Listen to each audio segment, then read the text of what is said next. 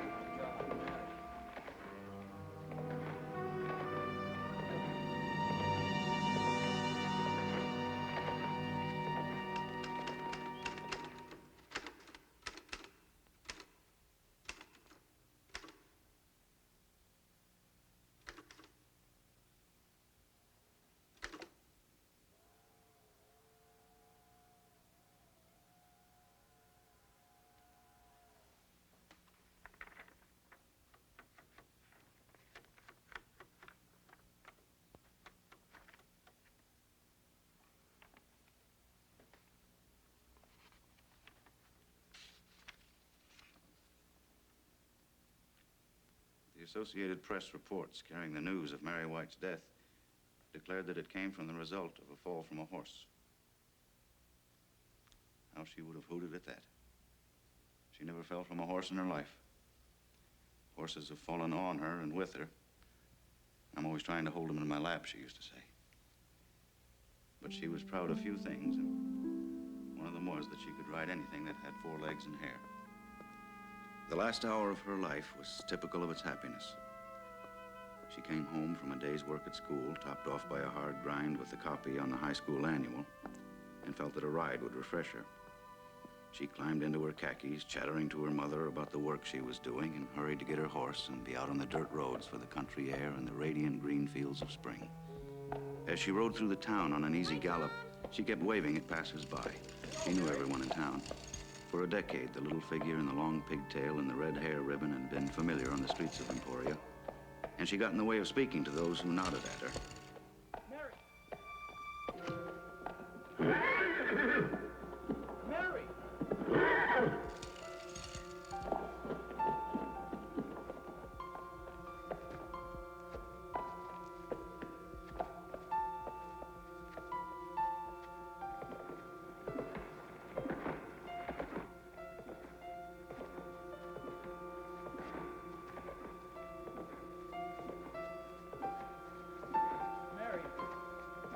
Mary!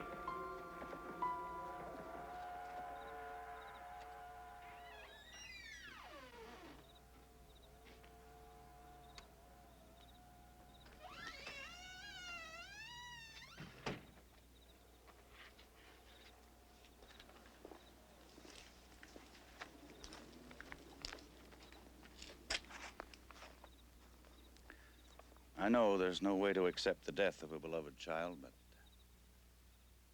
but the irony of Mary's accident, the awful irony of her being killed when she was going so slowly. A year ago, she used to ride like the wind. Being the warm-hearted girl she was, she tried to share her joy with her friend Selena. I sometimes thought the prairies had been made just for her.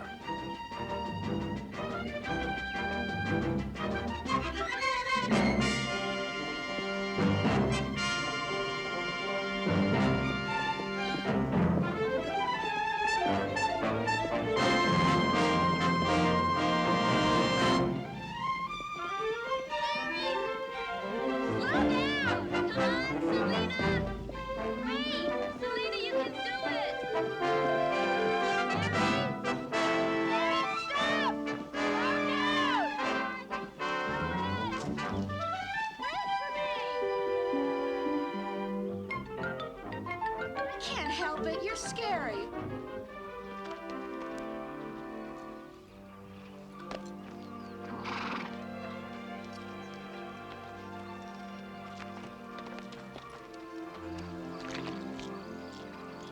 I'm not riding with you anymore.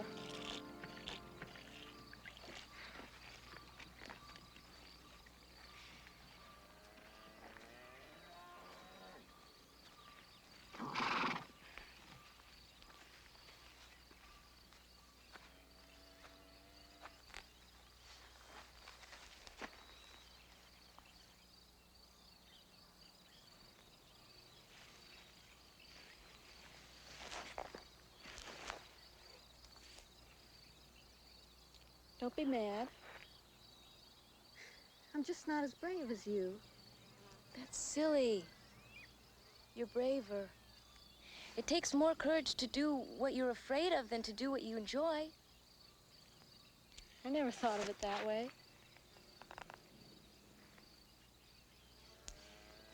Is that why you do all the things you do? To prove that you're brave, I mean. I don't know. It's part of it, I guess. It's just that I can't stand the sham. I hate hearing people lie. Well, maybe they think they're telling the truth.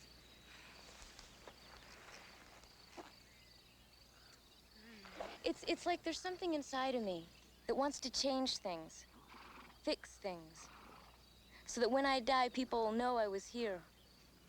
They will. You're William Allen White's daughter. That's what makes it so hard.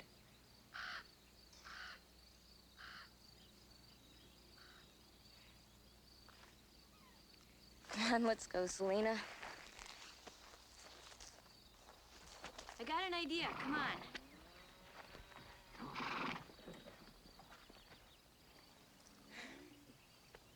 You've got a pretty good seat. Your only problem is you're afraid to let go. I don't know what you're talking about. Okay, I'll show you. Close your eyes. What for? Never mind what for, just do it. Now, try to imagine that you and your horse are one person, that his legs are your legs. You wouldn't be afraid to run as fast as you can on your own legs, would you? No. Okay, now, imagine yourself running. The wind is hitting your face. You're a giant. You can cover the whole earth in one day.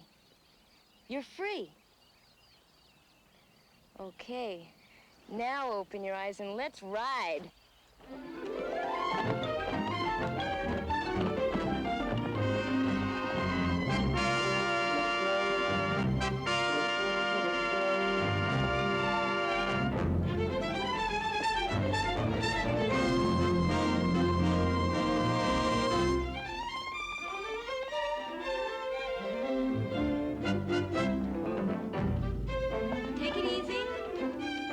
Watch it. Now squeeze with your knees, not with the stirrups. Good. Come on. Okay. Now let's ride.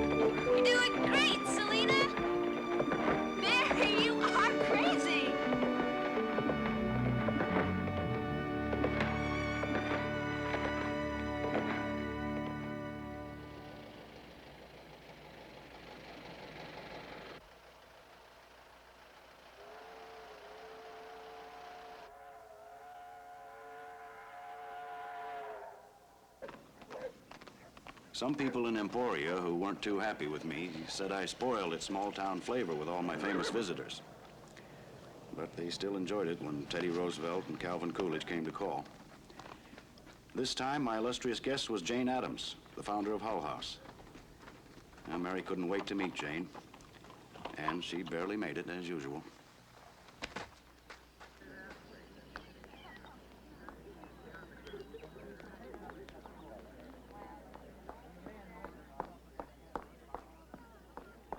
See, I'm early. You certainly don't expect to meet Miss Addams looking like that, do you? Well, why not? Of all the people in the world, Jane Addams is the last person to care about clothes, isn't that right? Well, if she doesn't, I do. Here she comes. Here she comes. Yes.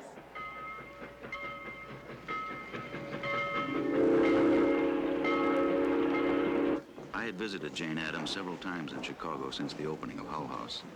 She had worked and dreamed of a settlement house for many years. A place where needy families, delinquent youngsters, and the foreign-born could come for help in dealing with a world that had dealt harshly with them. Hull House was that dream come true. As she went on to become president of the International Women's Congress, my admiration for her deepened. And over the years, she, Sally, and I had become dear friends.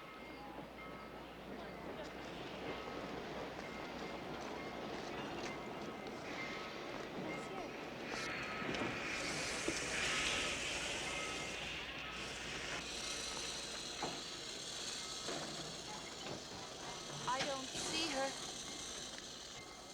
There she is. Jane! How do you do it?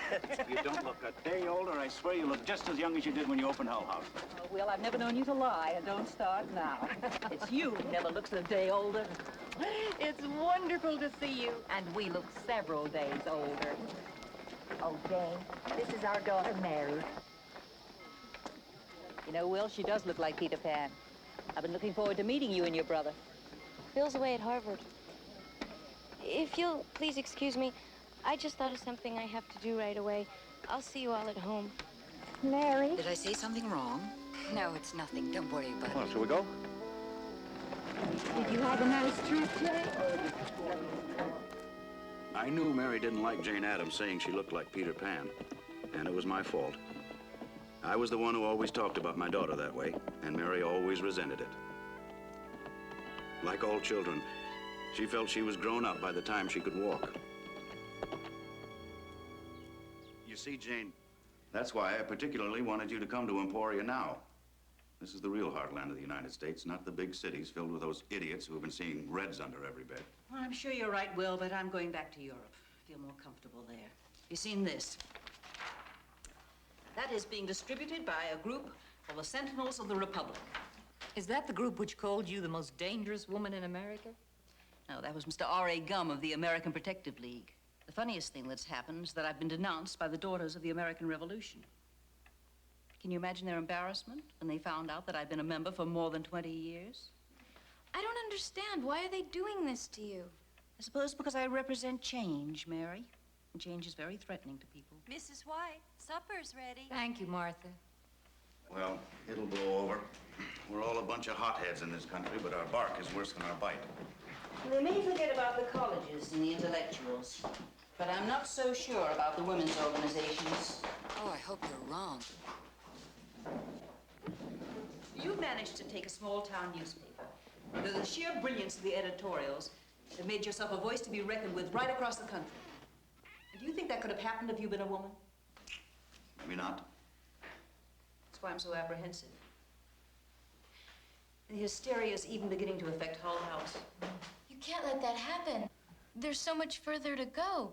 There's the double standard, the terrible clothes women have to wear, the way smart women like you are attacked.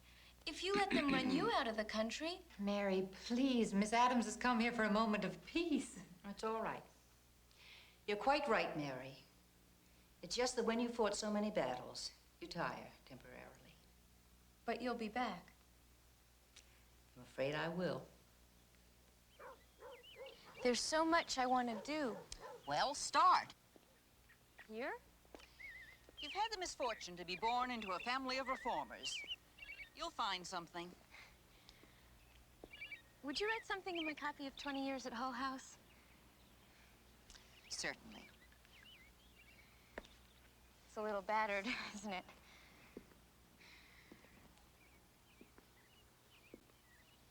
There you are.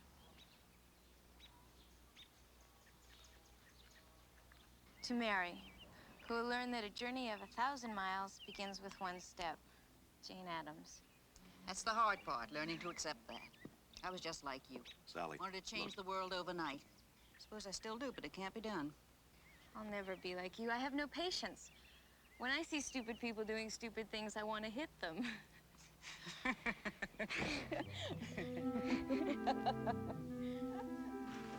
Jane Addams represented Mary's humanitarian side. But no matter how concerned she was for others, she never stopped being a happy, friendly schoolgirl, sharing her car.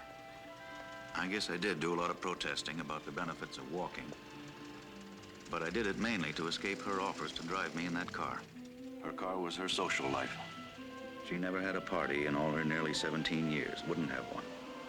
But she never drove a block in her life that she didn't begin to fill the car with pickups.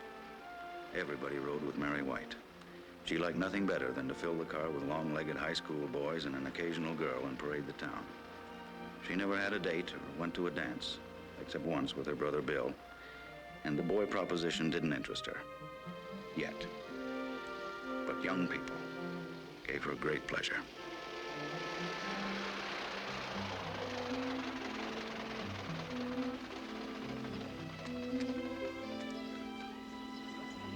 Okay, end of the line, everybody out. Thanks for running, Mary. All right, Sure. for the ride. See you later. Yeah. Bye.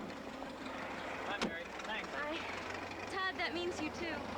I'm not moving until you tell me you have to go to the spring dance with me. Suit yourself. Don't tell me he's at it again. Doesn't that dope ever learn? What's the matter, huh? I bet I could ask any other girl in this town and she'd jump at the chance. That's exactly what's the matter. Since when is it bad to be popular? Why is it so important, then, that I say yes? I can think of 10 other girls that would be walking on clouds if you asked them. I'm not even your type. Well, you're different. You bet I'm different. I'm William Allen White's daughter. Well, what's that got to do with it? Isn't he the local celebrity? Don't I walk in his reflected glory? Well, that's not the reason. Oh, well, is it my beautiful golden curls? Forget it. Just forget I even asked you, huh?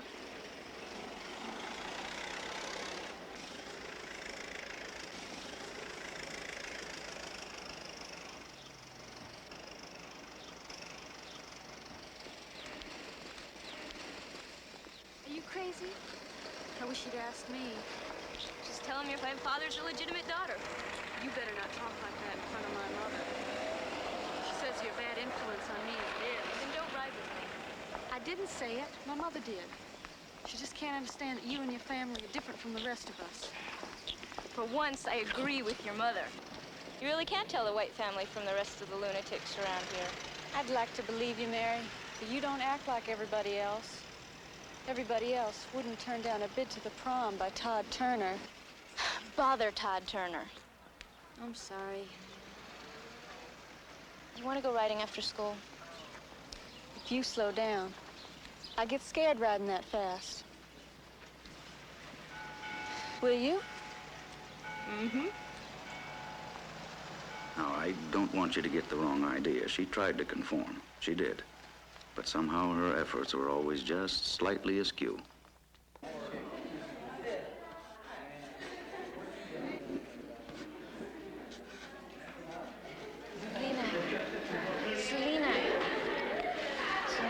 Selena. Quiet down. Now, who can tell me what president succeeded Abraham Lincoln? Selena. Andrew Johnson. Correct. Good. And what action was taken against President Johnson that has never been taken before? Mary? The House of Representatives voted articles of impeachment against him. But it was only because he wanted to carry out Lincoln's policy of lenient Reconstruction in the South. Oh, that's a very broad assumption, Mary. I don't think your book mentions that connection. But it's true. The Congress didn't care what the people wanted. They just cared about punishing the South. Look what happened in Russia. It led to revolution. Yes, well, you may sit down, Mary. Jane Addams says if we don't learn from history... I said you may sit down. Same thing's happening here. There'll be blood in the streets. Jane Addams is being persecuted just for trying to get women their rights. I think we would prefer to listen to the wisdom of historians. Neither you nor Miss Addams can aspire to that title. She's a great woman. You don't have any right to make fun of her. That will do, Mary. You will leave your seat and present yourself to Mr. Andrews' office for discipline. You are being insubordinate.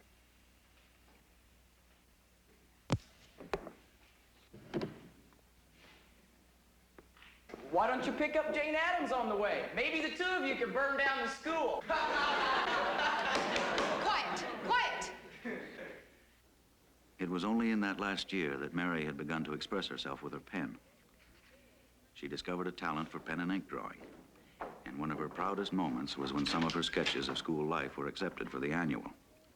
I know I was prejudiced, but I believe she had talent.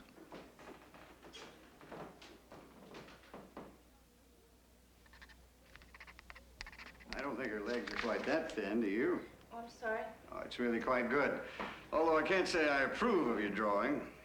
If your pictures are a reliable clue, I'd say you and Miss Peabody have had a run-in. She said to tell you I was insubordinate. And were you? Well, I don't think so, unless telling the truth is insubordinate. Well, one person's truth can appear to be another person's lie. Did you contradict her? I just said that President Johnson was impeached because the Congress wanted to punish the South for the Civil War. Well, that's an interesting theory. Is that all you said? Almost. I just said that any unresponsive government would be responsible for blood running in the streets. And how did you conclude that? Doesn't sound like your father. I wasn't quoting my father. I wasn't quoting anybody. Well, I'd be interested in how life in Emporia could have led you to such a dire conclusion. Is there something going on that I don't know about? You know, Mr. Andrews, Emporia isn't the whole world. When Jane Addams was here... Jane Addams was here in Emporia? I should have enjoyed meeting her. I have the most tremendous respect for her achievements. Well, she was only here for one night. And what was she like? She was thrilling. Absolutely thrilling. Do you know she's being called the most dangerous woman in America now just because she speaks up for people who can't speak up for themselves? Isn't that disgusting? It most certainly is. You know, I heard her once. I was in New York on vacation. I happened to see a notice of her appearance in the paper. When she stood on that stage and described the working conditions for men and women who had come here from Europe full of hope, only to end up slaving in sweatshops, trying to make enough to pay the rent on tenement flats full of roaches. She took the audience with her. I was quite carried away. As a matter of fact,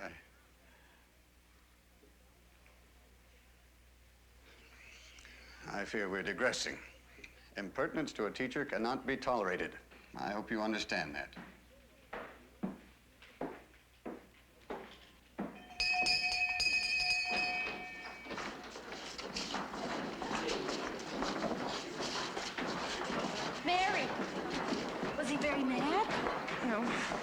going to call your father? No, he just told me what he had to. Had to? What do you mean? He's really a very nice man. But he's like everybody else around here. As soon as he starts being human, he remembers who he's supposed to be. What? Forget it.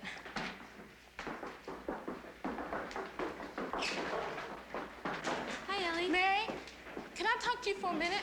Sure. After you loaned me 20 years at Hull House, I kept trying to imagine what Jane Addams was really like. I even read the book 10 or 12 times just trying to picture her. Is she beautiful? Yeah, she's really beautiful. Inside, I mean. She wrote an inscription in my book. I'll show it to you if you like. Okay. She's the most exciting woman. She's brave. She's really brave. What are you two girls doing? You know you're not allowed to be in the hall after the bell. Where are you going? Come on, we have to go to class. Oh, you go. I've had enough for one day. You mean you're just gonna walk out?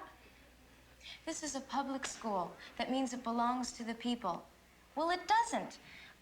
I can't speak the truth here. We can't even have a conversation when we want to. I know. I really wanted to talk to you, but I'll get in trouble if I stay.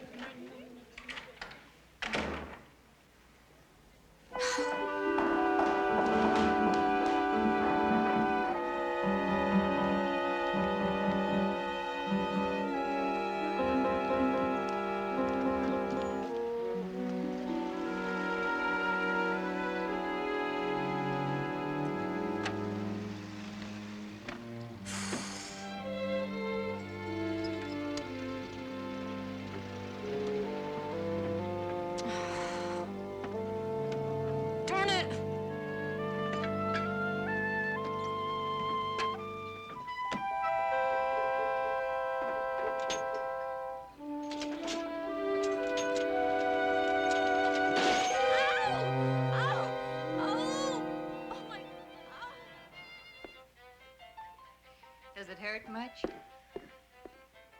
Not like when the doctor said it.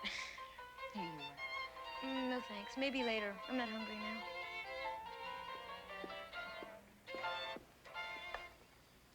Oh, don't put another record on just yet, Will. I think we should talk. All right. Floor is yours. Mary, I hope you'll understand what I'm going to say. I've thought about it for a long time, and I realized today I just couldn't let it go on any longer. Something has to be done about your accidents. Now, Sally, come on, let's not get carried away. Practically no one goes through childhood without breaking something. I had 2 broken legs before I was 12. You never told me that. How'd you get them? I don't want to talk about your father. I want to talk about you. I'm frightened, Mary. Every time you go out on that horse of yours, I worry until you get back. You ride too fast. That's silly. I got hurt today just standing still. No, Mary, you got hurt because you were cranking the car too fast.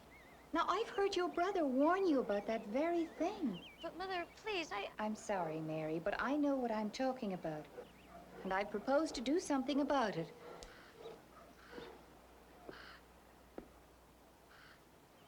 Well,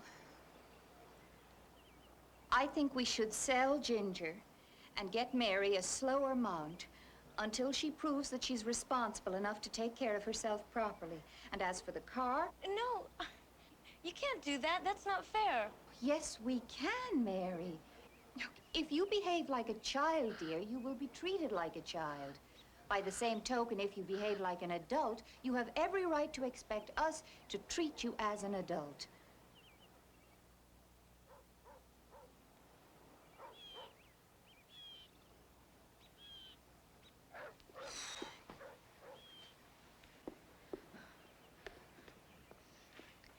That's not fair. You talk to her. She won't listen to me. No, your mother's right. Neither of us wants you to get hurt. You didn't think she was right 2 minutes ago? I hadn't really thought about it 2 minutes ago. You're just saying that because you think you have to agree with Mother. I'm sorry you feel that way, Mary, but you're wrong. I wouldn't do such a thing. Yes, you would. You do it all the time. That is a very insulting thing to say, and I'm sure you don't mean it. I do mean it. I don't expect that of you. At that moment, I hated being human. I wanted to be the god my daughter demanded. And I'm afraid sometimes I let Sally bear the brunt. But first and foremost, I was a man deeply in love with his wife. Look what I found. Ballade in blue china, huh? Do you remember the day you gave that to me? 4 months from the day we were married. August 27th, 1893. To my girl. Remember how we sat on the floor and read it aloud to one another? I certainly do. You were much better at it. Now then, if that egotistical pup of 27 years ago would have come knocking at your door, would you still have him? If I were still the girl I was then, What about now? I wouldn't trade him for the egotistical man I have now. Thank you very much. Don't mention it.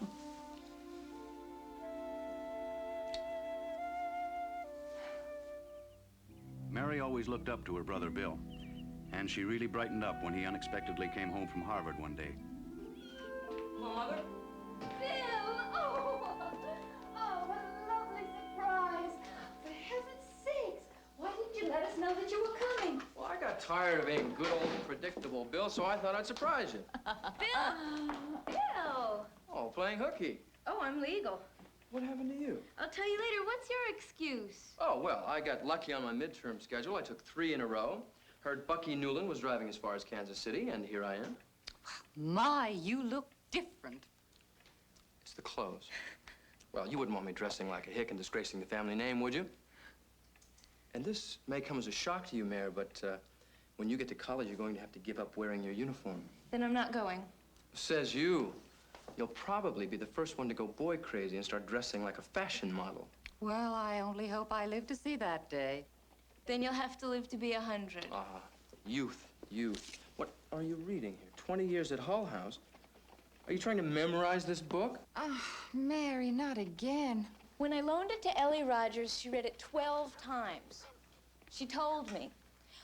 I'm just looking through it to see if I missed anything. Who's Ellie Rogers? Nobody you'd remember. What does that mean? She's colored. Now I know I'm home. Mrs. White, the Iceman would like a word with you. Oh, and I'd like several with him. Now, you two behave while I'm gone. Don't worry, we'll behave. Well, now that women have the vote, I take it this year's project is bigotry. Just because you're a college man doesn't mean you have to talk down to me.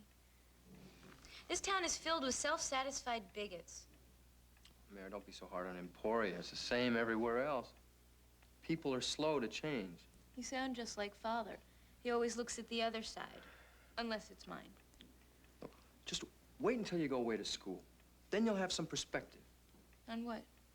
Well, on Father, on this town, on the crazy life this family leads. Like we're really not small-town people.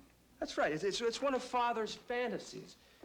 He's just plain Will White, editor of a small-town newspaper, so naturally his children are just small-town children.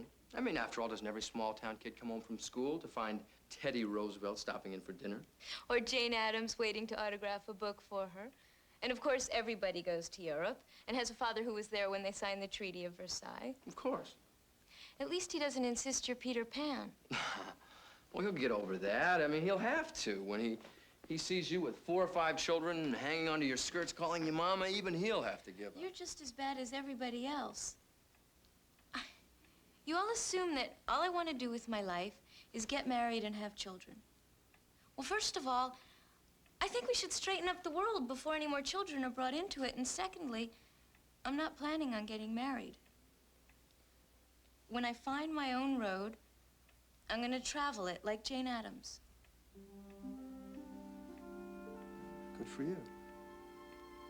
And in the meantime, can you get around with that thing? Yes, where do you want to go? To the newspaper office. Then I'll see you later.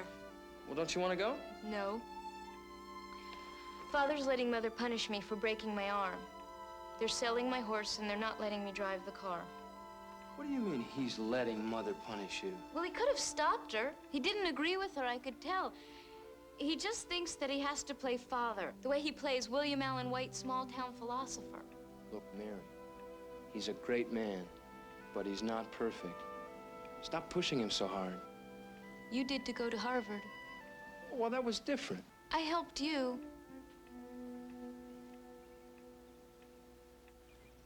Those two. They fought like all brothers and sisters, but when one of them decided to take on the parents, the other instantly joined forces. I have to admit that what Bill said that night, a year and a half before he enrolled in Harvard, was a bit of a shock. And that's why I don't want to go back to Kansas University. I know it was your school, Father, but did you know they only have 2 books in my whole fraternity house? Tarzan of the Apes and a very well-worn copy of Kraft Ebing. The guy who owns Tarzan is trying to trade it off for a pony translation of Hannibal in the Alps. But I want to go where people talk things over, and Harvard's the place for that. Aren't you proud of him, Father? Harvard's much harder than KU. You know, it seems to me you should get more than enough talk right here at this table. Well, it's pretty one-sided. I think a man should be exposed to more than one point of view, don't you, Father? Well, you know very well there's only one way I can answer that question, but Bill, Harvard is not the only repository of knowledge in the world. I even managed to dig some out right here in Kansas. But that was before. The world's changing. There's so much more to learn now. Sally, will you fetch my shawl and my slippers? There's a bit of a breeze out here. We have to be careful of that at my age. Look, now, we don't mean it that way. Oh, don't you?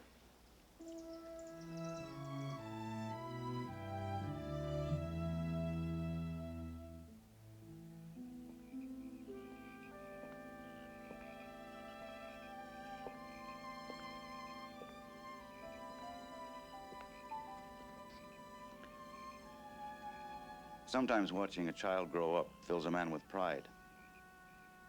And there are other times when it can be quite painful. I found that out for the first time when the author J.M. Barrie visited us.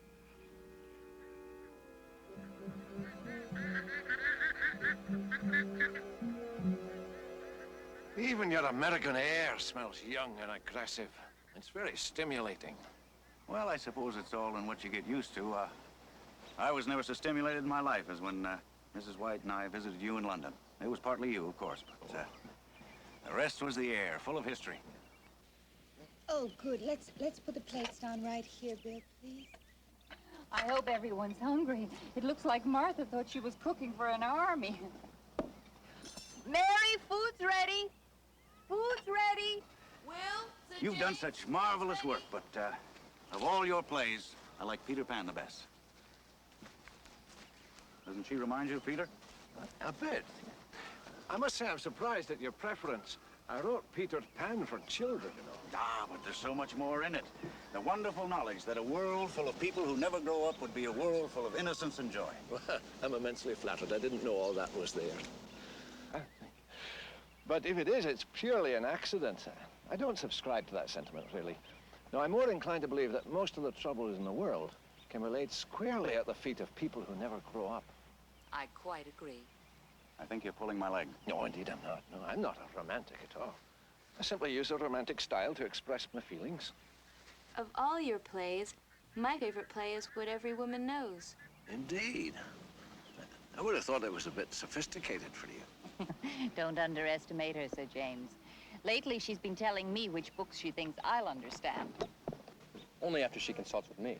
So I take it you don't share your father's enthusiasm for Peter Pan. It's a lovely play for children. There, you see what I mean? I can just hear Peter saying that. He always took himself so seriously. So does Charles Evans Hughes. No politics here. Now, Bill. Do I detect a mutiny in the ranks? I wouldn't call it mutiny, maybe just a touch of insubordination. Aye, quite right, too. Every young man is duty-bound to disagree with his father. You see, I'm a realist at heart. Truth is what is. I can't believe you mean that. Truth is what should be. See what I mean? That's why he thinks I'm Peter Pan, because he wants me to be. Now, Mary. I think that courage is one of the most heroic of emotions. It takes great courage to think for oneself. I must congratulate you, both of you, on the way you've raised your children. Why, thank you, Sir James. Unfortunately, the results can be painful sometimes. Yes, somehow, a parent always thinks that an independent child will end up agreeing with the very great wisdom of the parent. Well, don't despair, Father. May happen yet.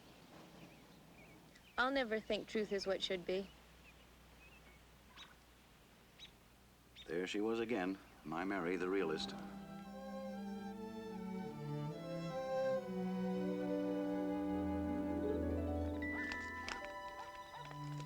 Jane went off to Europe, but her spirit stayed behind. She put a burr under Mary's saddle, all right. Mary was itching to take that first step.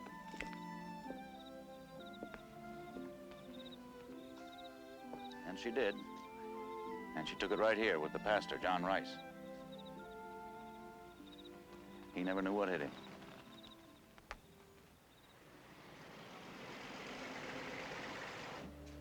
Here we are, Mary.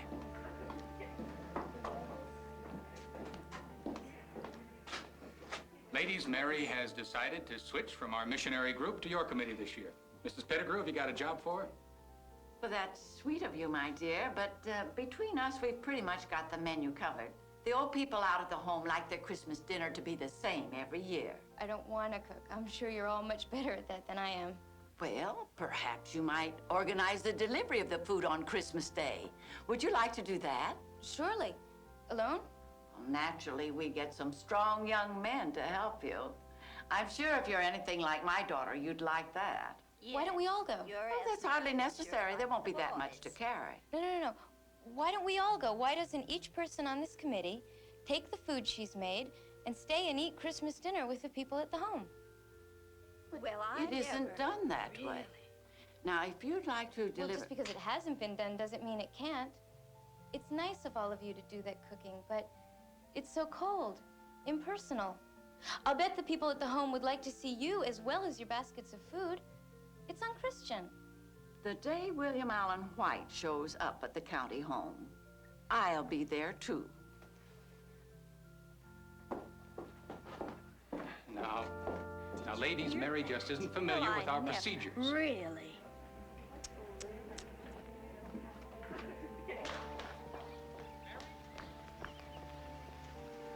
Mary, wait.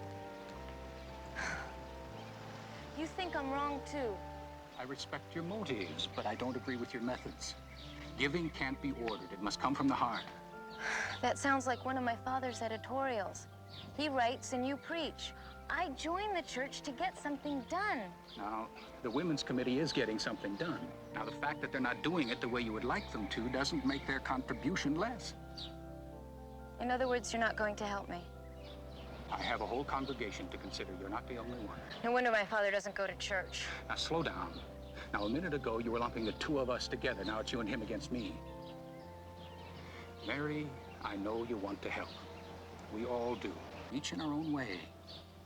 Sometimes that way takes a long time to find. Have a little patience. No. I'm sorry, but I'll find my own way without the Women's Committee.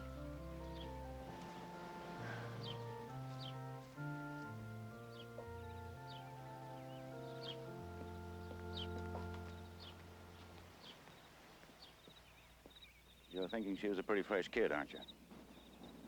Well, she was. But it came out of a real love for people who never seemed to get a break. I can remember feeling pretty much the same way at her age, and I wouldn't be a bit surprised if you did, too. I guess the Lord had it figured out pretty well. If kids knew how tough it is to change the smallest thing, they'd never have the heart to think they could change the world. She really upset the pastor, though.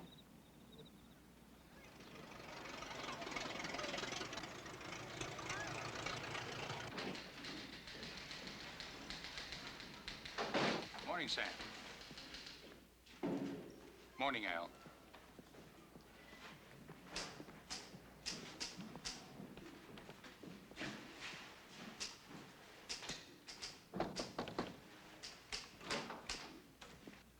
Put it on the desk. Go away.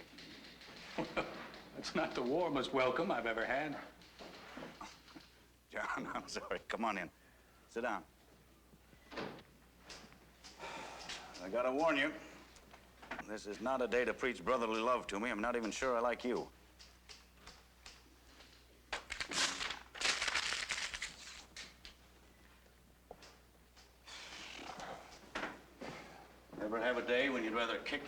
friend and help him? Answering as a clergyman, never. As a fellow human being, occasionally. You know, don't you, that Joe Endicott and that ragtag of Ku Klux Klan idiots he consorts with are planning a parade down the main street of town night after next? I thought we'd seen the last of that nonsense.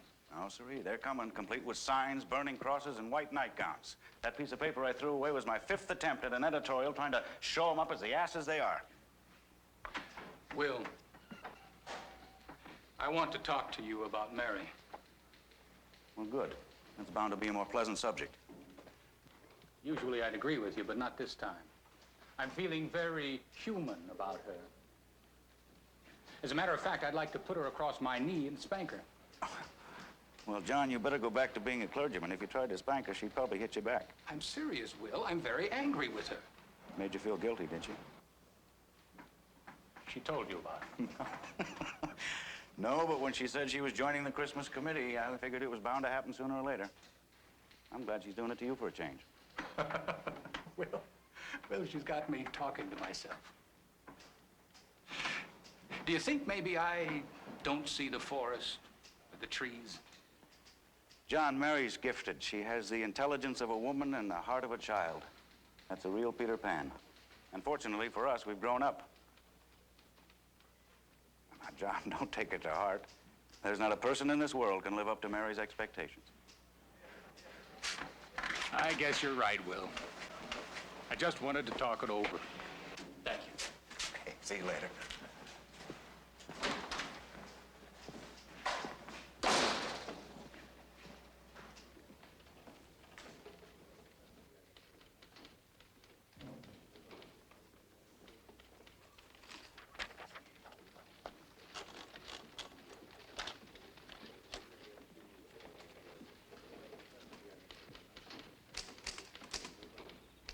I finally got that Klan editorial written, but it didn't mean much. If Mary had let me in on her plans, I wouldn't have had to bother with it.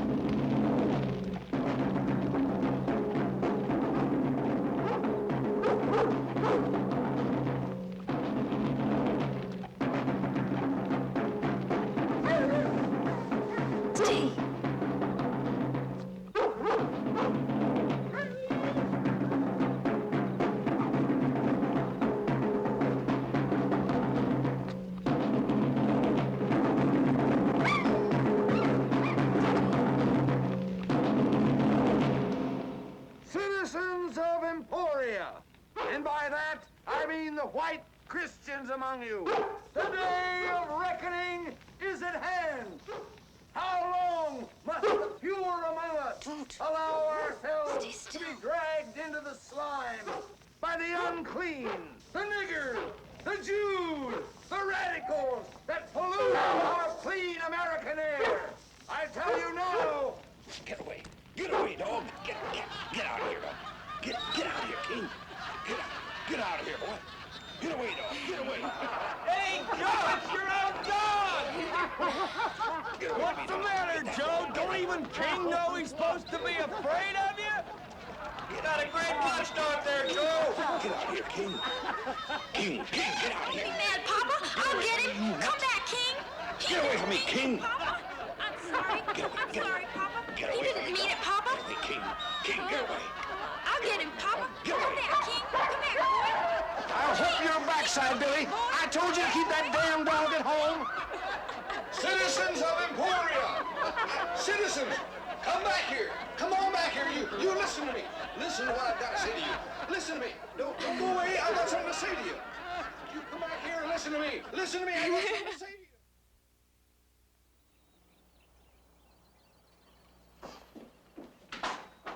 Good morning, Here she dear. comes, the slayer of dragons. Ta-da! Morning. Good morning, Mary. Your father was just giving me an eyewitness report of what happened at the parade last night. Must have been very funny. Why aren't you laughing? It's probably because I'm not a very good reporter. Oh, stop fishing for compliments, Will. Oh, the sage of Emporia would never stoop to such depths. That'll be enough of that. More respect, please. Mary, do you remember the night when you convinced us you were responsible enough to drive the car? It was a pretty good piece of salesmanship, wasn't it?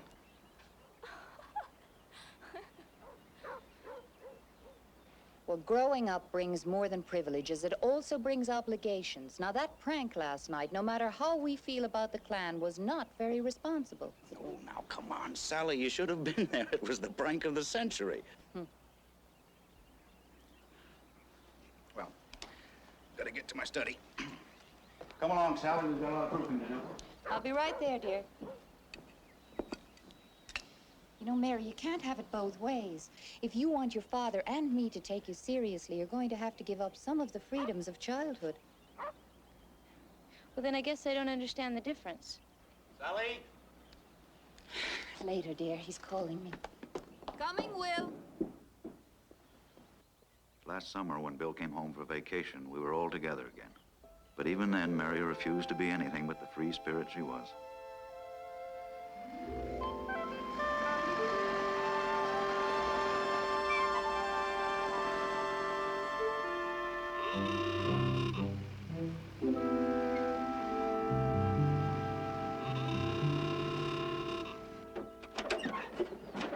Now, don't forget, she'll try and put you off by being as tomboyish as possible. Just ignore it. I hope you know I wouldn't do this for anyone else but you. Hey, pal. Here we go.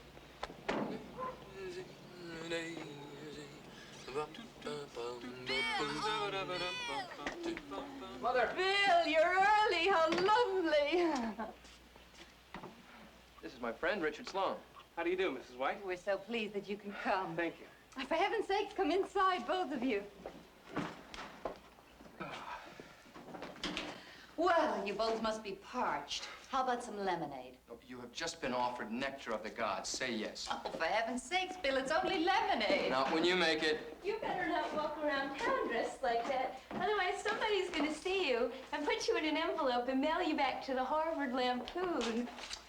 Oh. See what I mean? You must be Bill's sister. I'd know you anywhere. How? Mary, this is Richard Sloan, my roommate at Harvard. How do you do? Hello. Oh, you going riding? Yes, would you like to come? Well, how about it, Dick? Fine. We can borrow a horse for you. He's gentle, or do you ride horses at Harvard, Mr. Sloan? Mary, Mr. Richard Sloan III's family have been raising horses since they arrived on the Mayflower. Well, the only thing I like better than Mother's lemonade is a good ride. And I'd like to see Mr. Sloan handle one of our Kansas horses. Well, it'd be my pleasure, Miss White.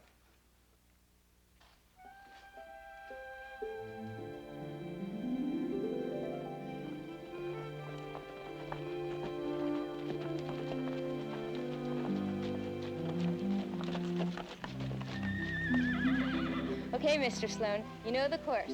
You have to touch base at the amphitheater, down by the river, go through the creek, over to the clump of bushes over there, then through the arbor, and we finish here. You ready? Yep. Okay, go.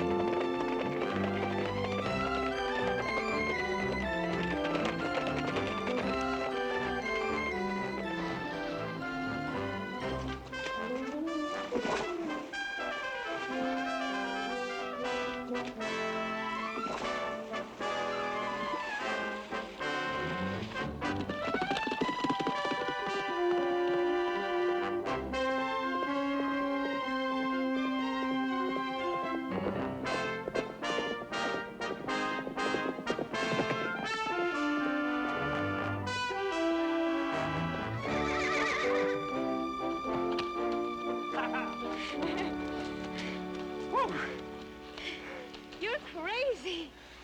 Well, better luck next time, Miss White. And there will be a next time, Mr. Sloan. All right.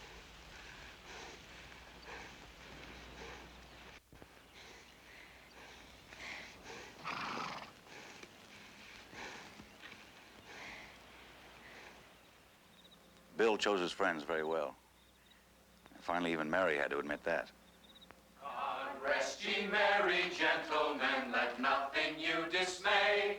Remember Christ our Savior was born on Christmas Day to save us all from Satan's power when we had gone astray. Oh, tidings of comfort and joy, comfort and joy. Oh, tidings of comfort and joy. Merry Christmas. Merry Christmas, everyone. John, Good job. Happy Christmas. Merry Christmas, John. Thank you. Merry Christmas. Merry Christmas. Merry Christmas. Thank you, Martha. Thank you, Bill. Huh? Where are you going? Oh, Mary's volunteered to deliver Christmas dinner to the county home. Oh, good. Who's going to help you? Pastor Rice said he'd round up some strong boys. Well, I'm a strong boy. Why, there are even those who would say I'm the equal of 2 strong boys. I don't think it's your cup of tea.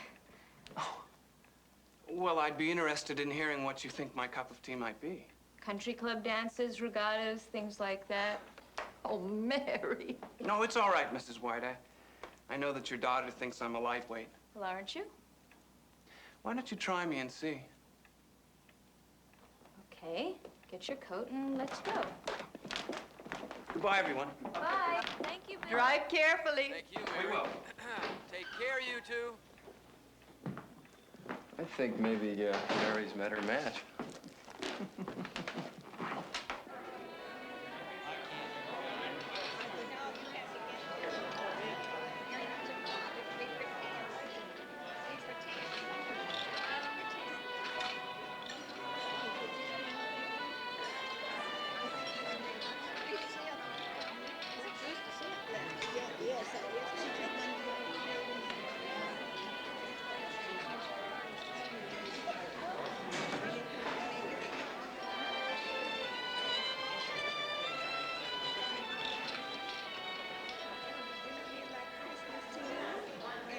Doesn't it? Merry Christmas.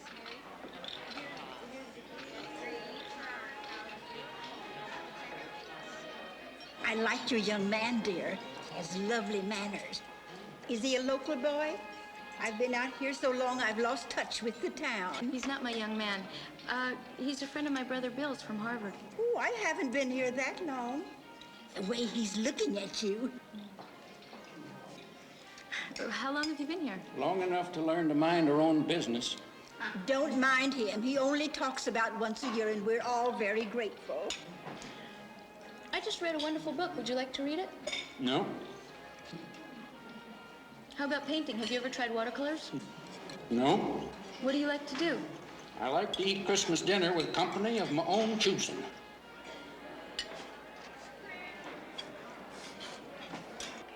Sorry. Mary.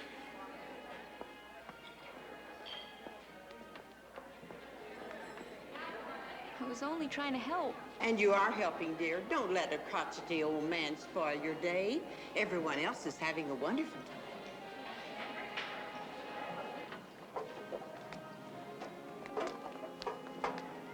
That was some experience. You should be very proud of yourself. Come on now. You're not going to let that old buzzard get to you, are you? He was right. What do you mean? I waltzed in there like the Queen of England, scattering largesse to the peasants. I invaded his privacy. Mary, you can't bleed for the whole world. He was just one of the people who doesn't want you to try. Wasn't it awful? Do you know what I wanted to do? I wanted to hit him. I know. When you came back with more stuffing, I was afraid you might pour it on his head.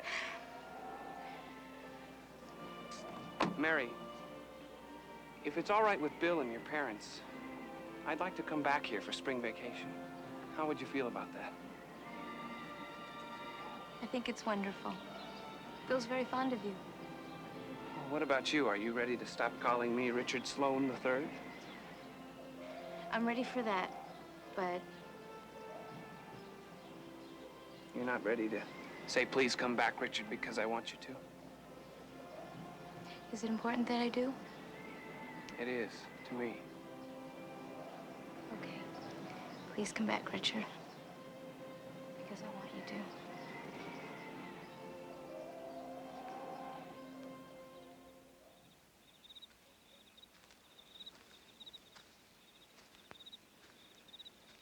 Mary was very much like her mother. Neither of them knew or wanted to know how to flirt. When I met Sally, she liked me and she let me know it.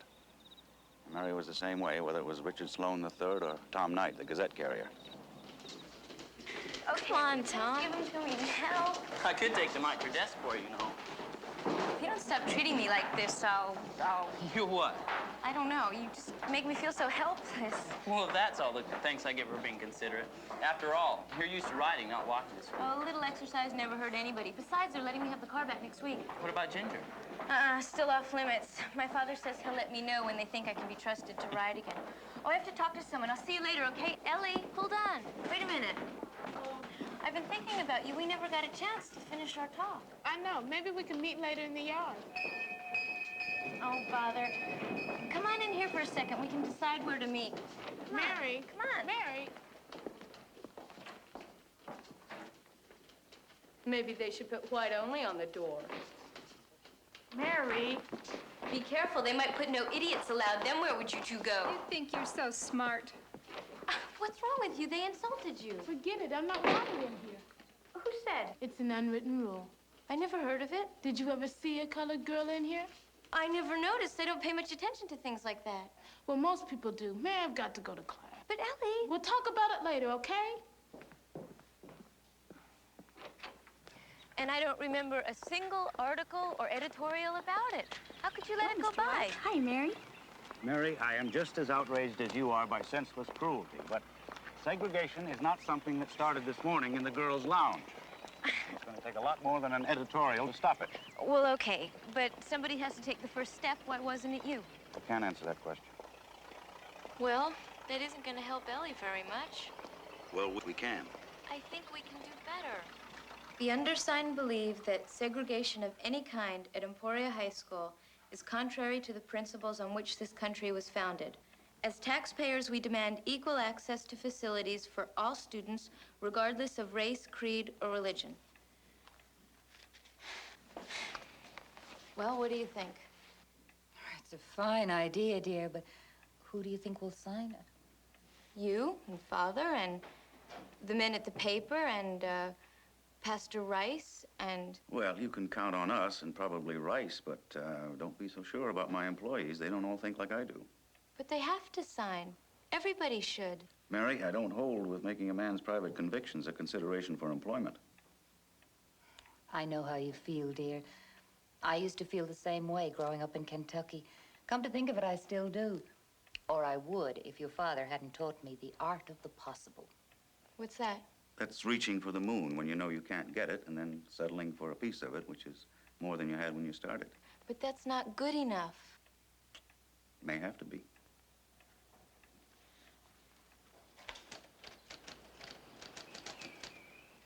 You've put me in a very difficult position, Mary. Oh, you know I agree with you, but this sort of decision isn't up to me. It's up to the school board. But you're the principal. And their employee. Well, does that mean that you can't even sign it? It's really watered down, you know. The first petition I drew up asked for complete integration. What made you change your mind? I haven't. Not really, but... Well, Jane Addams talked about a journey of 1,000 miles starting with one step. And my parents talked about the art of the possible. And I don't know, I guess I'm just trying to believe that they're right. Well, my heart's with you. I wish you luck. I'd rather have your signature. I know, but I can't. You made your compromise, and I have to make mine. But... I'm sorry. I know when Will White's daughter has a chance to think it over, she'll understand. I hope I never understand.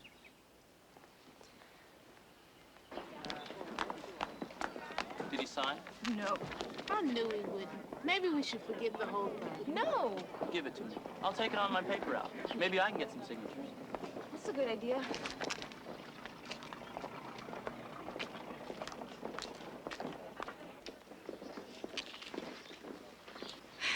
Don't worry, Ellie. Between us, we'll find a way. I really wish you'd forget it. What's the matter with you? This is for you. All of this. Don't you care? I should have known better. What are you talking about? If you really want to help, then leave us alone. Oh, sure, that's a big help. Look, I won't stop. I can't. Just thinking about stopping hurts too much. Hurts? What do you know about hurt? Living up there in that big house with everything you want and your daddy so famous. You ain't even like other folks in this town. You don't even know your place. If you did, you wouldn't let me talk to you like this. You have nothing to be afraid of. You're William Allen White's daughter.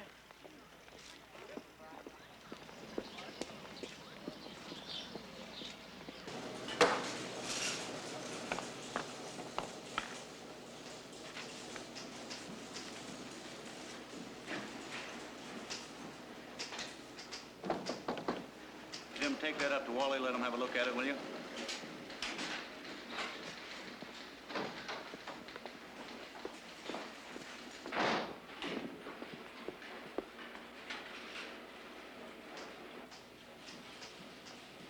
Harlow, will you excuse us? Sure, Mr. White.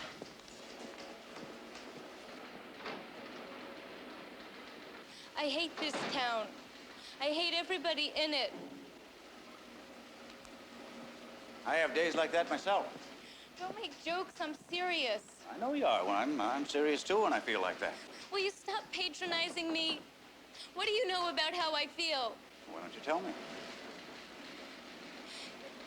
You've built a wall around us in this town. Nobody even trusts us. Ellie said that I couldn't understand pain because I was William Allen White's daughter. Well, I'm sick and tired of being William Allen White's daughter. I'm me.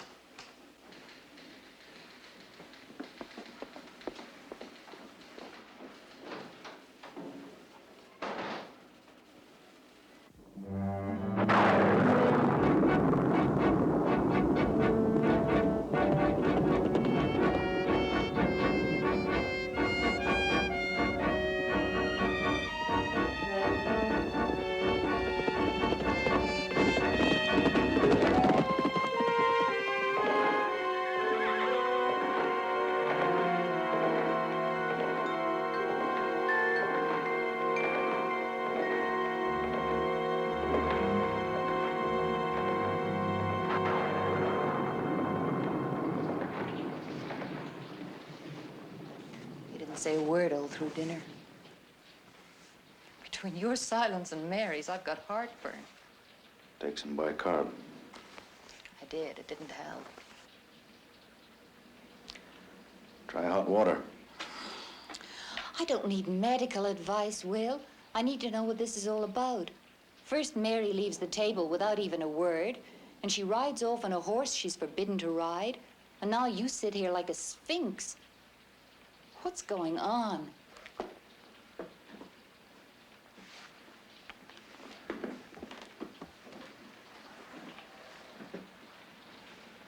Mary came by the office today to tell me she was tired of being my daughter.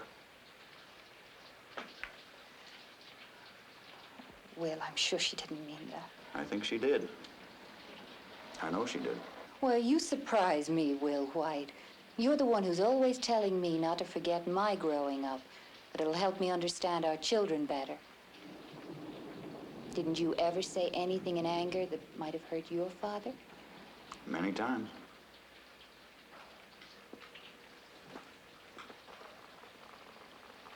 Well, that didn't mean you didn't love him, did it? I'm not talking about love, Sally. I'm talking about like. Mary doesn't like me, and tonight I don't like her. Thank heaven she's back in one piece. Mind if I talk to her alone? Are you sure you want to?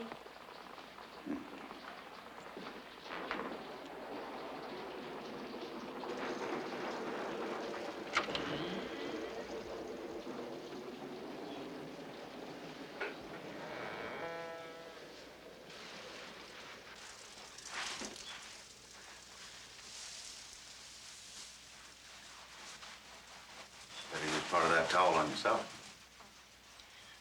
I'm okay.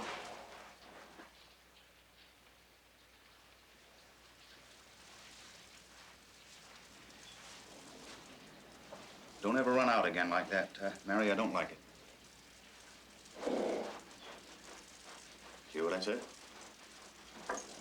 Yes.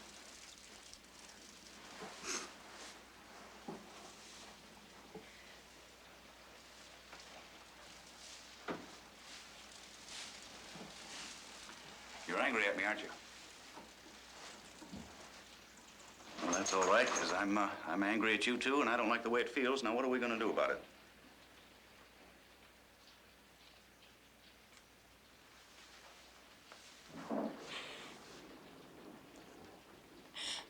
It's just that I can't do anything right.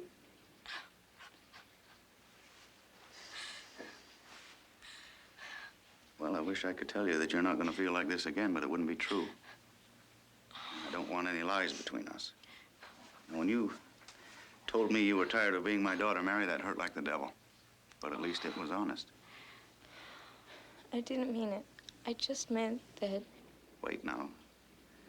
At that moment, I think you did. I guess you're right.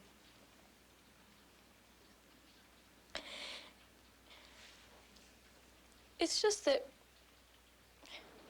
I can't even remember a time when you and Mother weren't all excited about some cause.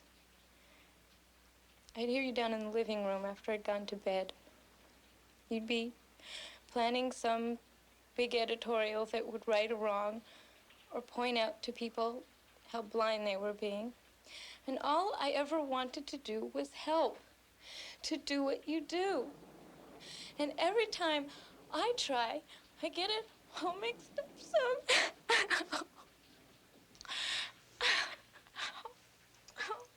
Oh, sweetheart, I'm afraid you're just going to have to settle for being a little less than perfect. I thought that's what you expected of me. Everybody else does. I doubt that. I think the only one expects you to be perfect is you. Well, if that's what you thought I wanted, then I don't blame you for being tired of being my daughter. Matter of fact, I know just how you feel. How could you? Because sometimes I get very tired of being William Allen White. I forget, you see. And I expect him to be perfect, too.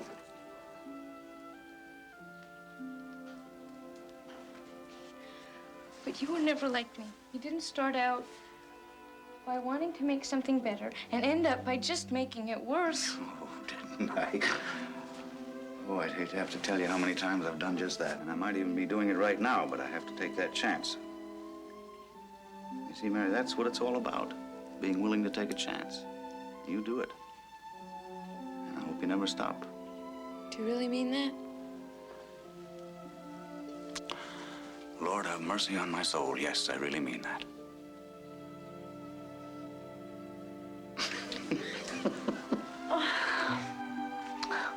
I'd rather be your daughter than the Queen of England. Oh, God, I feel good. Got my Peter Pan back.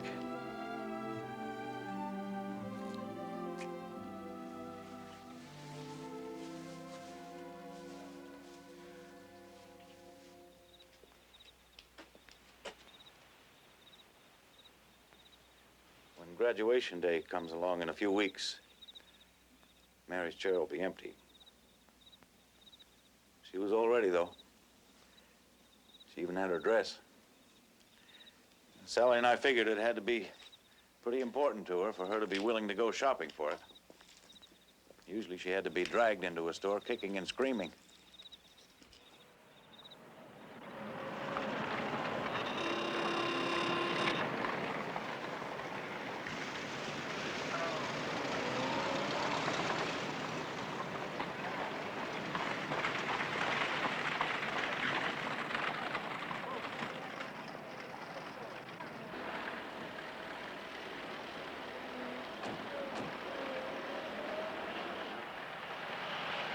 Mother. We weren't going that fast. Good afternoon, Sally. How are you, Mary? Getting excited about graduation?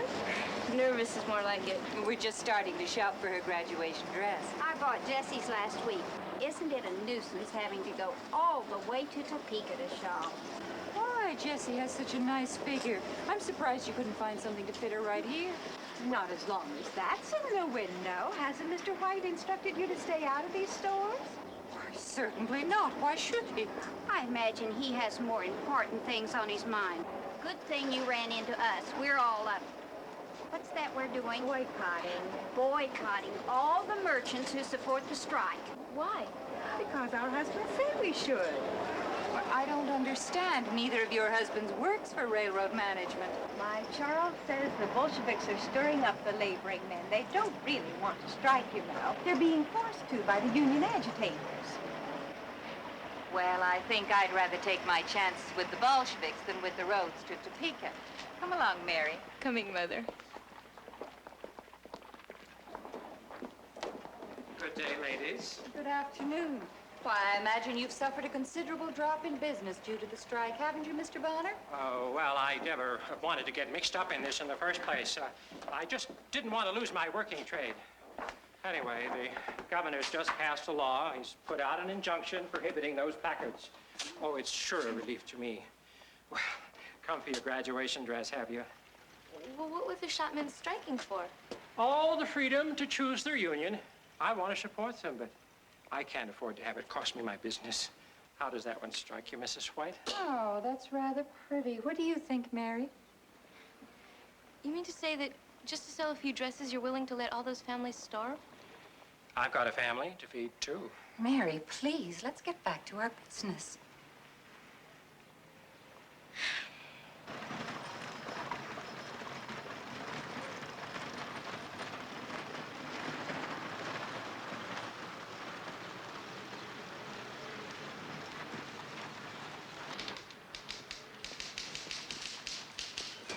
Good afternoon, Miss Butler. Hello, Sarah. Will? Ah, good. You came exactly the right minute. Just getting ready to go home.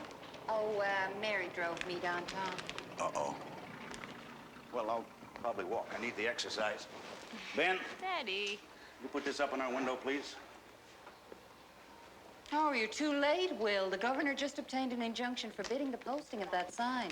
I know it. That's why I'm going to put up a bigger one, make sure everybody can see it. When they come to arrest you, should I tell them they'll find you at home? Yes, indeed. Arrest? Will, they wouldn't do that, would they? No, I'm afraid not. They know that's exactly what I want them to do. I want this to be a test case. They know darn well it'll never stand up in court. Clear infringement of civil liberties. If the governor ignores you, why don't we all drive down to Topeka and march up and down in front of the Capitol with a sign? That wouldn't be breaking the law. The injunction prohibits the sign from being placed in shop windows. It's not fair. That skinflint Bonner's gonna get away with it. Why don't we boycott him for taking the sign down? Because that's an infringement of his civil liberty. He doesn't deserve to have any. Mary, if civil liberties were only available to those people we approved of, we'd all be at the mercy of every crackpot that comes along. Then why aren't you fighting for Ellie? I am. You know, I wrote that article on segregation. I am not talking about writing. I'm talking about doing. Well, Mary, when you get to be a little older... If getting older means putting words before actions, I hope I die young. I'm sorry. I love your spirit, you know that. I hope you keep it all your life. Will, she's serious. Of course she is. That's what makes her marry.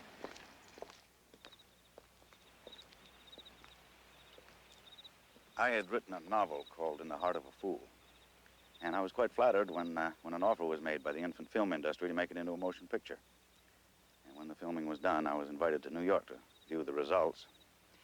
Well, Sally and I agreed that Mary and I needed some time alone together, so I invited her to come along.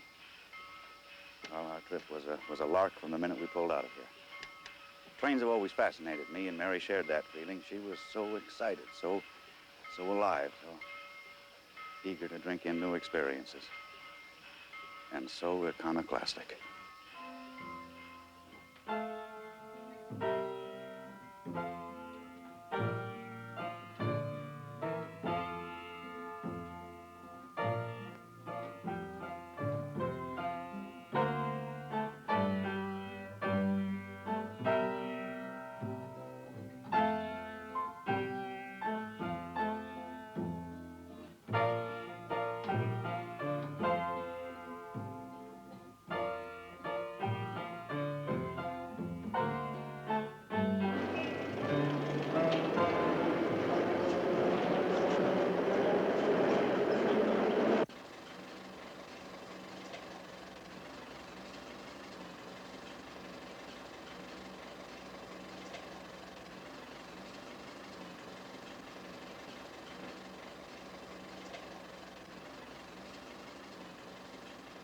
You really can't get the full effect without the music. When it shows in the theater, a piano player will be pounding out the Stars and Stripes forever. Yes, well, that ought to help quite a lot. You really shouldn't take the money for this. They haven't used your story at all.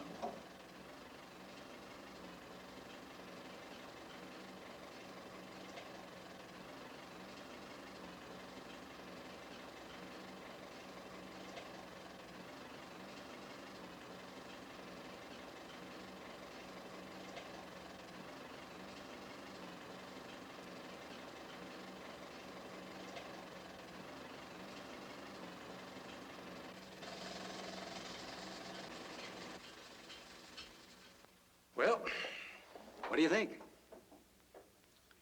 Well, Mr. Stoner, I'm afraid that... Look, Mr. White, you're a great writer, maybe the greatest. But the printed page is not the screen. But what we just saw had no relationship. You're being too literal, little lady. See, what goes up on the screen is the director's vision of what the story is all about. Well, if that's his vision of my father's book, he needs glasses. That will do. My goodness, time flies when you're enjoying yourself. Mr. Stoner, you're just going to have to excuse us. We're late for an appointment. Come along, Barrie.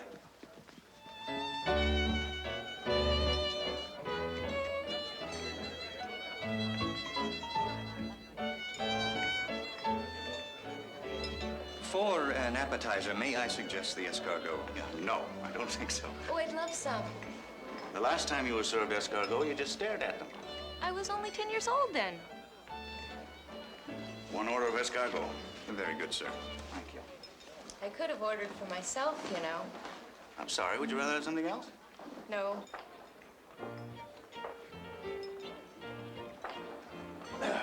Miss White, may I please have this dance? Certainly, Mr. White.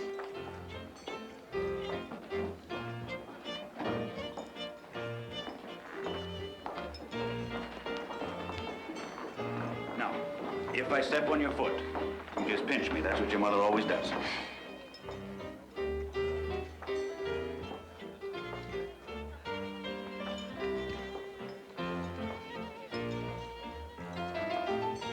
What did you really think of the motion picture? Or shouldn't I ask? Well, it was... It was an experience. Yeah, it certainly was. It was awful.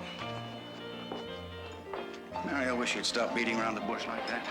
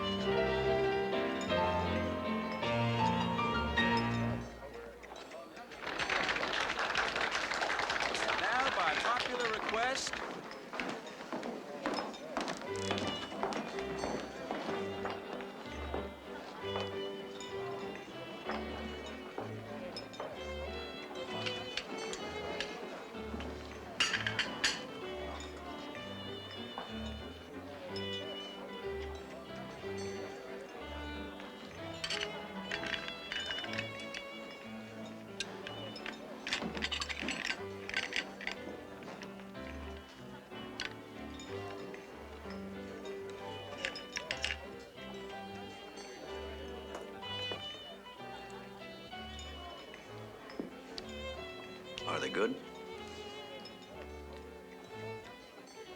Delicious. Well, when you finish those, I can order you some more if you like. Daddy, Yes, Mary? I think you should sue them, the motion picture people. Well, now, wait a minute. I thought they showed great taste. Mr. Stoner called me the greatest writer in the world. And I'm going to put that on my list right under the Sage of Emporia. Have you finished, miss? Yes.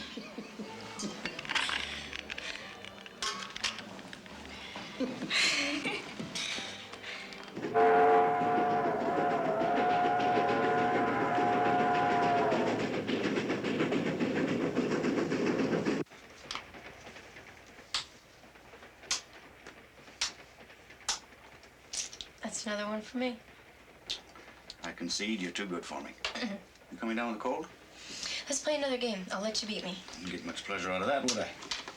Well, I seem to remember you used to let me beat you. Yes, well, that's different. You were a little girl. You knew I was throwing the game? Oh, not at first, but, when I got to be about 12. Oh, come on. I didn't do it that long, did I? For all I know, you may still be doing it. Either that or you're a rotten player. No, my mind wasn't on it. I was starting to compose a letter to Will Hayes. The Postmaster General? No. He's the one that got me into this motion picture deal. It's all he ever talks about. He thinks they're the coming things. What are you gonna say? I don't know. I've got some ideas, and get home, I'll talk them over to your mother, sort them out. What was that for? It's like I'm not even here. What are you talking about? I saw that awful picture show with you, not Mother. Why do you have to wait until you can talk to her? Well, it's the way I always do it. You know I share all my work with your mother. It has nothing to do with you. But I want it to. Mary, there are some things that just have to wait. What, till I'm older? Is that what you're gonna say? How much older do I have to be, 100? I have a brain, I have opinions. I may not be a woman yet, but I'm not a child either. I can't wait for you to see that because you never will. Mary, it just seems that way to you. I remember when I was growing up. When Mother was my age, she was teaching school. You were working at the newspaper. You didn't consider yourself a child then, did you?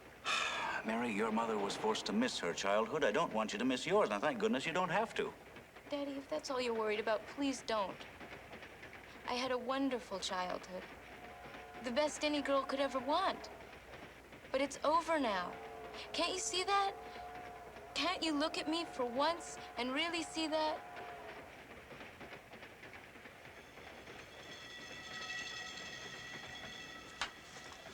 All right.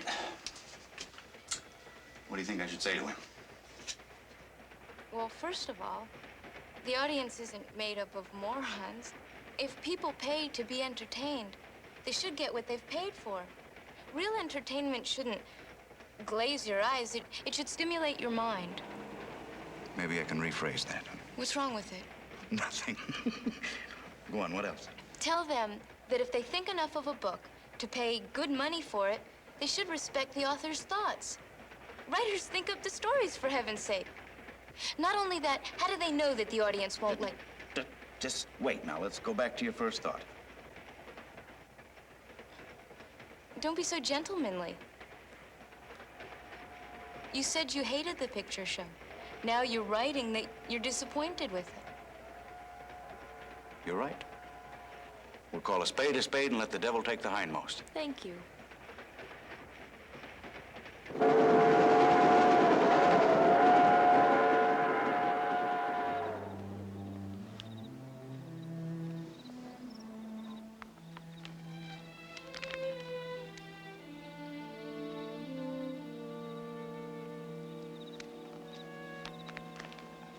From the time Mary and I got back from New York, the current of my public life nearly swept away all memory of those few minutes when my daughter and I knew and respected each other as people.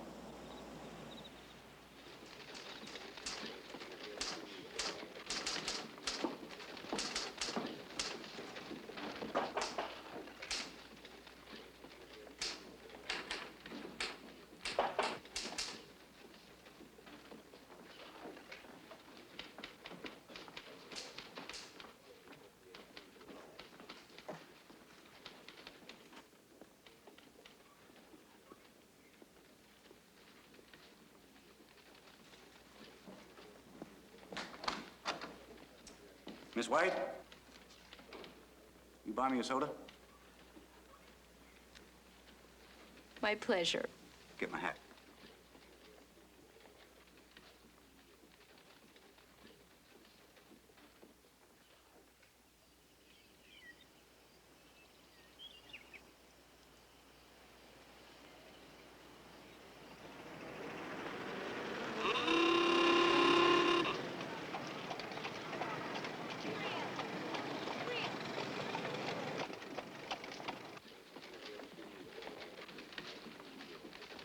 I'll stand behind this editorial. Of course you will, dear. Damn the follett.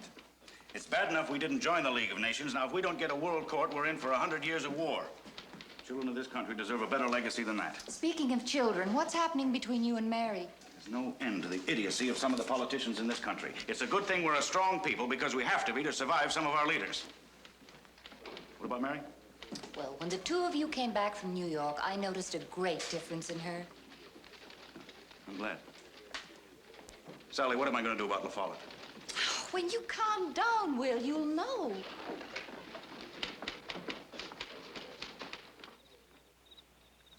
Sally was right, as usual.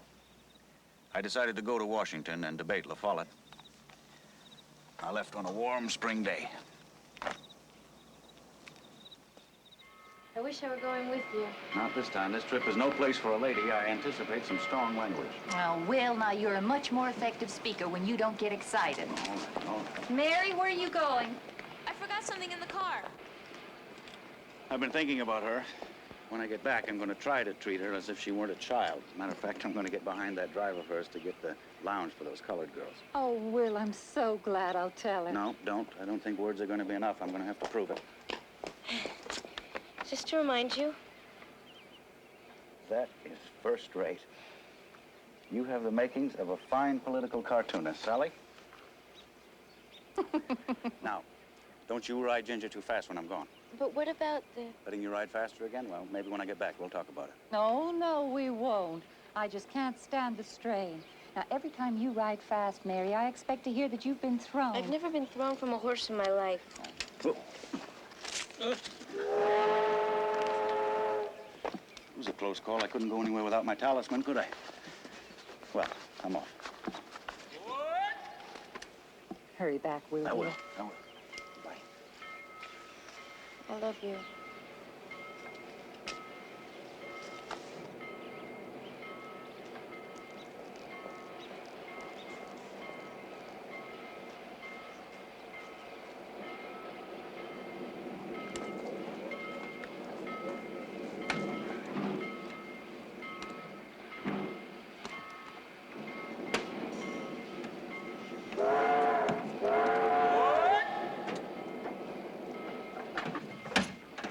That was the last picture I had of Mary.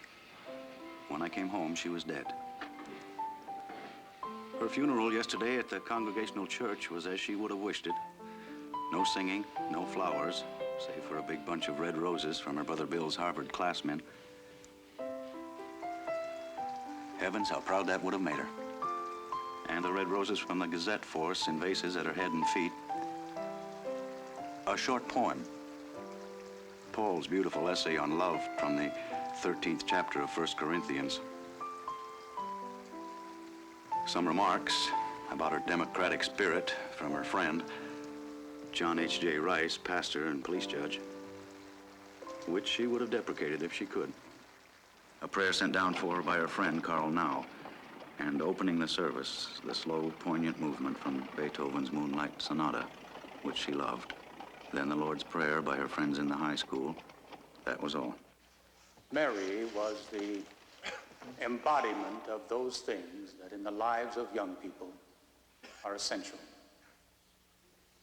She was the outstanding champion of the down and out and the pure of heart. Her emotions and her instincts led her into a finer region of human living. She always stood for things that were worthwhile and gave herself unafraid of the person or the cause that needed and deserved a friend. It is such personalities who stand in the breach when the right things are in danger and who become the law to the life that has no law in itself. And so we shall remember Mary White, a Democrat, unafraid, with a great heart and a strong, clean mind and a dominating will. We will miss you, Mary. And now, Mary's classmates from Emporia High School will deliver the Lord's Prayer. Our Father, who art in heaven, hallowed be thy name. Thy kingdom come, thy will be done, on earth as it is in heaven. Give us this day our daily bread, and forgive us our trespasses, as we forgive those who trespass against us. And lead us not into temptation, but deliver us from evil. For thine is the kingdom, and the power, and the glory forever. Amen.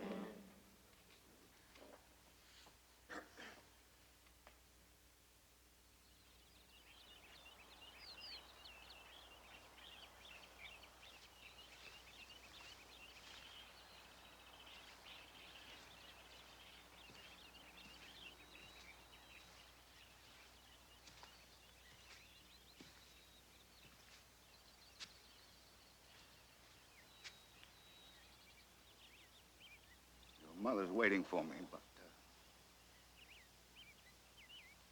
there was something I wanted to tell you alone. I know in my heart that you would have made a fine woman. A woman that both of us could love and respect. I want you to know that. But I want you to understand that if I write about you as my Peter Pan, my free spirit that'll never grow up. That's who you were to me. And now that's how you will always be.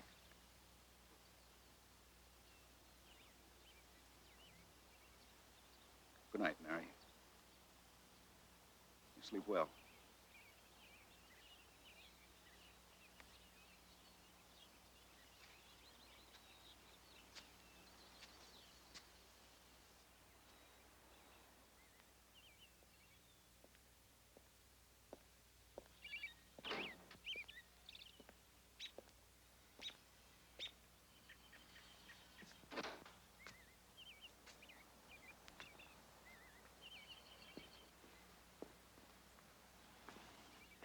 Finished it.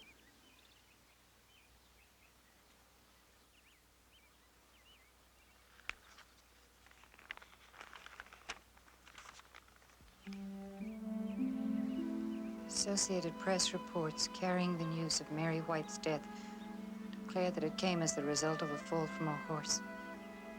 How she would have hooted at that. She never fell from a horse in her life. Horses have fallen on her and with her. I'm always trying to hold them in my lap, she used to say. But she was proud of few things, and one was that she could ride anything that had 4 legs and hair.